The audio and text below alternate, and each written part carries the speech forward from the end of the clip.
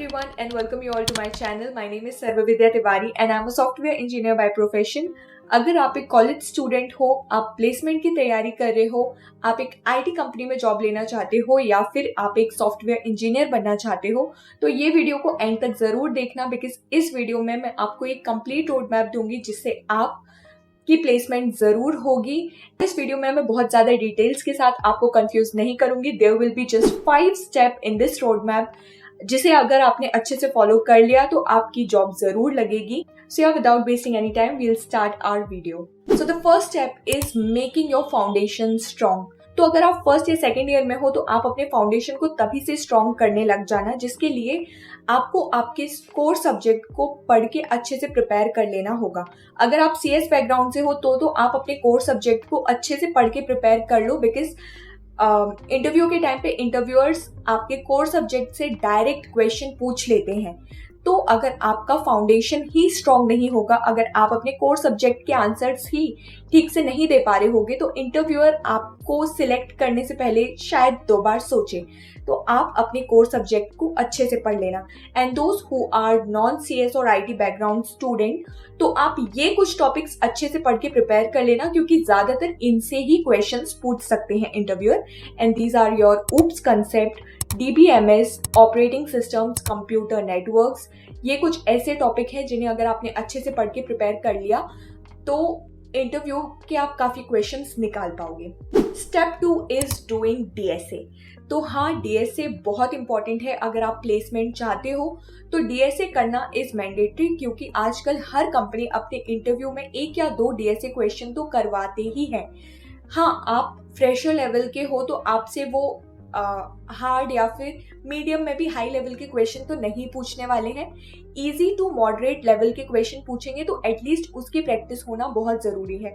अब ये एक दिन में नहीं होगा, इसके लिए आपको एटलीस्ट हर दिन 1 से 2 क्वेश्चन की प्रैक्टिस करनी पड़ेगी और आप किसी भी प्लेटफॉर्म पर प्रैक्टिस कर सकते हो। There are multiple platform like LeetCode, GFG, CodeChef, Coding Ninja, HackerRank। There are multiple platform. आप किसी भी एक प्लेटफॉर्म को चूज करके उस पर हर दिन 1 से 2 DSA के क्वेश्चन सॉल्व कर सकते हो। It will be really very helpful during the time of your placement.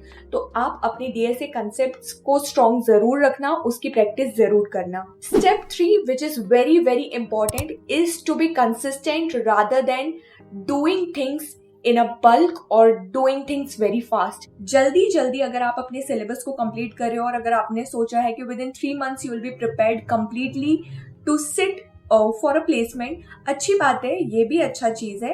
But जो चीज आपको हेल्प करेगी वो ये रहेगा कि अगर आप अपने फर्स्ट या सेकेंड ईयर से कंसिस्टेंट हो जाओ, आप हर दिन 1 या 2 क्वेश्चन सॉल्व करो, हर दिन थोड़ा थोड़ा अपने कोर सब्जेक्ट के बारे में पढ़ते जाओ। Already you will be prepare by the end of your college और आपका प्लेसमेंट को लेके हर चीज बहुत ही स्ट्रांग हो जाएगा। तो कंसिस्टेंट होना ज्यादा इंपॉर्टेंट है रादर देन छोटे टाइम में बहुत सारा कुछ पढ़ना एंड प्रैक्टिस करना, बिकॉज उसमें फिर श्योरिटी भी नहीं हो सकती है कि आप कितने अच्छे से प्रिपेयर्ड हो। तो कंसिस्टेंट होना बहुत इंपॉर्टेंट है। Step 4 is making project. तो अगर आप आपके 3rd ईयर में हो तो ये बहुत इंपॉर्टेंट है कि आप प्रोजेक्ट बनाना चालू कर दो बिकॉज जब आप प्लेसमेंट के लिए बैठोगे तो आपकी स्किल्स दिखाने के लिए आपके पास कुछ प्रोजेक्ट्स भी होने चाहिए। तो आप प्रोजेक्ट पर काम जरूर से चालू कर देना and you can make project over anything. It could be on web development, it could be on Android development, AI/ML, किसी भी चीज़ के ऊपर आप प्रोजेक्ट बनाना जिससे काफ़ी आपको भी हेल्प मिलेगी। फर्स्टली अगर आप प्रोजेक्ट बनाते हो तो आपके खुद के स्किल इम्प्रूव होंगे क्योंकि आप हैंड्स ऑन एक्सपीरियंस ले रहे होगे, आप एरर्स फेस कर रहे होगे, आप खुद से उन्हें डिबग कर रहे होगे, तो आपकी स्किल्स इम्प्रूव होंगी। That is one thing. Another thing is कि आपको जो भी स्किल्स आप सीख रहे हो आपके पास एक प्रूफ होगा in the form of project जिसे आप दिखा सकते हो। And the last which is very important thing is कि आप अपने प्रोजेक्ट्स को अपने रिज्यूमे में मेंशन कर सकते हो जो कि इंटरव्यूअर आपके रिज्यूमे में देखेंगे। एंड अगर आपके पास ज़्यादा अच्छे और जितने ज़्यादा प्रोजेक्ट होंगे उतना ज़्यादा ही इंटरव्यूअर आपके रिज्यूमे से इम्प्रेस होंगे। तो प्रोजेक्ट बनाना बहुत ज़रूरी है। तो अगर आप फर्स्ट या सेकेंड ईयर में हो और आप तब से प्रोजेक्ट बना रहे हो तब तो ये बहुत अच्छी चीज़ है। बट अगर आप 3rd ईयर तक आ चुके हो then it's a very high time कि आप प्रोजेक्ट्स बनाना चालू कर दो क्योंकि आपके प्लेसमेंट के लिए प्रोजेक्ट्स बहुत बहुत बहुत हेल्पफुल होंगे। Now step 5 which is the last step is to make your resume strong. तो ये लास्ट स्टेप है। अगर आपने पहले के 4 स्टेप अच्छे से फॉलो कर लिए हैं तो आप प्लेसमेंट में बैठने के लिए रेडी हो चुके हो। बट एक लास्ट चीज जो इम्पोर्टेंट आपको लगेगी, that is to have a strong resume. अगर आप आपके प्लेसमेंट के लिए बैठ रहे हो तो आपके पास एक स्ट्रॉन्ग रिज्यूमे होना बहुत इंपॉर्टेंट है, जिसमें ये कुछ चीजें होना बहुत ही ज्यादा जरूरी है। पहली, आपकी वो सारी स्किल्स उसमें मेंशन होनी चाहिए जो भी आपने बाय योर कॉलेज टाइम आपने सीखा है, चाहे वो छोटा बड़ा कोई भी स्किल हो, आप उसे मिस आउट मत करना। अपने रिज्यूमे में आपके स्किल्स जरूर ऐड करना।